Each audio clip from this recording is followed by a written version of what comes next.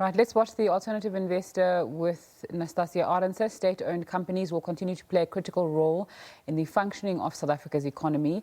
Turnaround strategist Kaizer Nyatsumba argues that there were far more factors which negatively impacted on SAA's implementation of its long-term turnaround strategies. Those factors were somewhat different when it came to Kenya Airways. Nastassia Arendse spoke to Nyatsumba to gain insight into how SOEs have worked and how decision-making is taking place within and around them. A turnaround strategy becomes necessary when a company has, over some period, performed very poorly.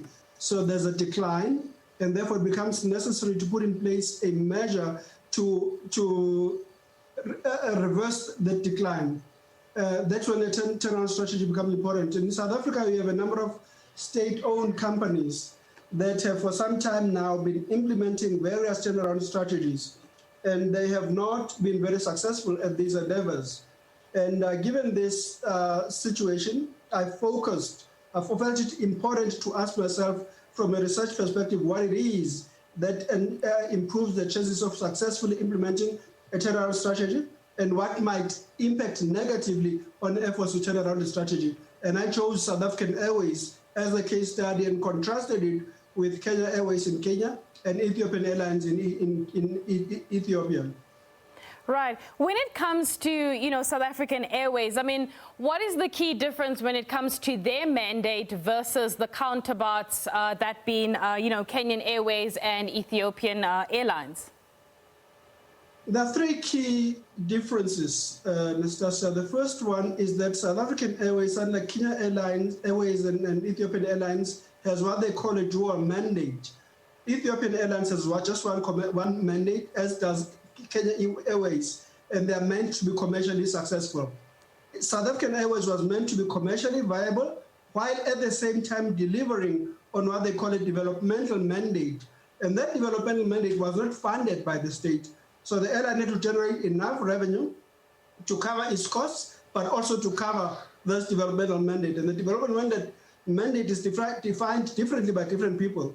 To some, it meant it had to fly to destinations that were loss-making, but do so because they were politically important or because it was required by this shareholder, in this case the government, to do so.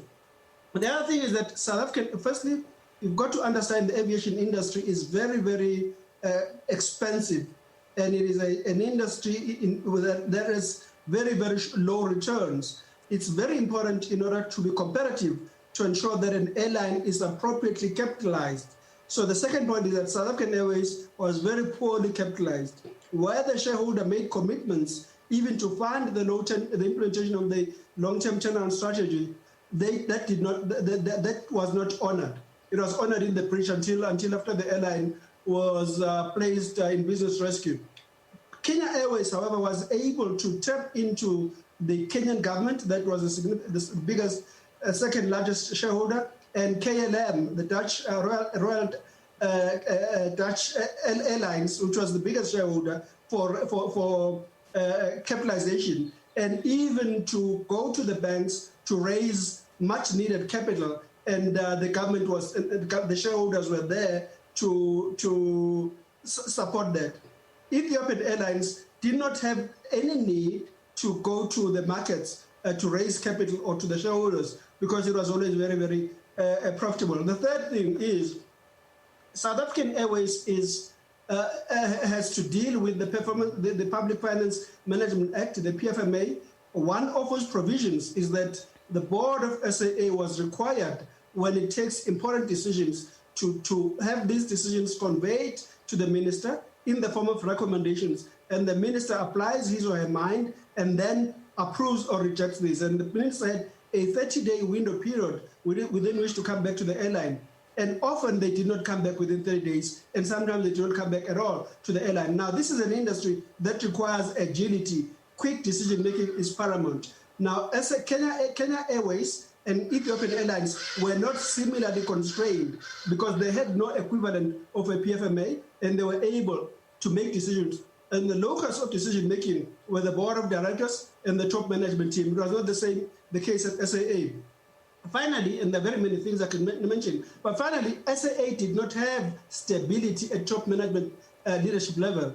The implementation of turnaround strategy requires that you have a CEO who often gets appointed when a company is in trouble, and that person becomes the turnaround CEO. It becomes important for the person to be there during the duration of the implementation of the turnaround strategy.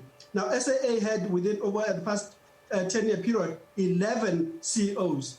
Only about 3 of whom were full-time, the others were acting. Now, during that period, dating back in fact to 2004, Ethiopian Airlines has had just 2 CEOs. It was Gebra Mariam Gema, who was the appointed in 2004 CEO, and the gentleman who was appointed deputy CEO in 2004 went on to succeed him. And during that period, Kenya Airways has had 3 CEOs. So there was no leadership stability at SAA, which is something that is paramount in order to stand the chance of successfully implementing a turnaround strategy. Right. Before I let you know, go, Kaizer, I mean, you know, we all know about the structural issues at SAA, and given the research that you've done with regards to your PhD, is there a light at the end of the tunnel for this airline? No, there isn't. There isn't a likelihood of the airline being turned around successfully. There isn't a likelihood of any state-owned company ever being successfully turned around. Why is that? Now, scholars on turnaround strategies say there is no turnaround strategy that can be implemented successfully unless there is the opportunity to implement what they call cost retrenchment and asset retrenchment. Asset retrenchment means if you're a company in trouble, you've got to make sure that you look around and establish which of your assets are not core to your business. You sell them off so that you have more revenue to implement your turnaround strategy. SAA could not sell even airships, which is not core to the business. It could not do so because it required political approval, and that approval was not forthcoming. More importantly, when it comes to cost retrenchment, it becomes very, very important not just to be operationally efficient, but to find ways to reduce your costs. One of those ways is to establish if you may be overstaffed, and if so, deal with that challenge appropriately. SAA would not be able to do that because that permission was not forthcoming from the political mandarins. Now, Kenya Airlines did not have such a challenge. Whenever it felt it necessary to implement a turnaround, to implement cost retrenchment, it was able to do so to the extent that it wanted to do so. And similarly, Ethiopian Airlines, which when it implemented its Vision 2015 and its Vision 2025, which it is busy with now, whose targets it has long reached, it had no similar constraints. So to the extent that the politicians dictate that the airline can or cannot implement cost retrenchment, to the extent that shareholder ministers frown upon the boards of state-owned companies doing the necessary things that need to be done to rein in costs and to improve efficiency, none of them, no, not SAA and none of the other state-owned companies will be efficiently turned around. Right, so I'll be back with more news at the top of the hour. A reminder that SABC News will be bringing you the Reserve Bank's decision on the repo rate live at 3 o'clock.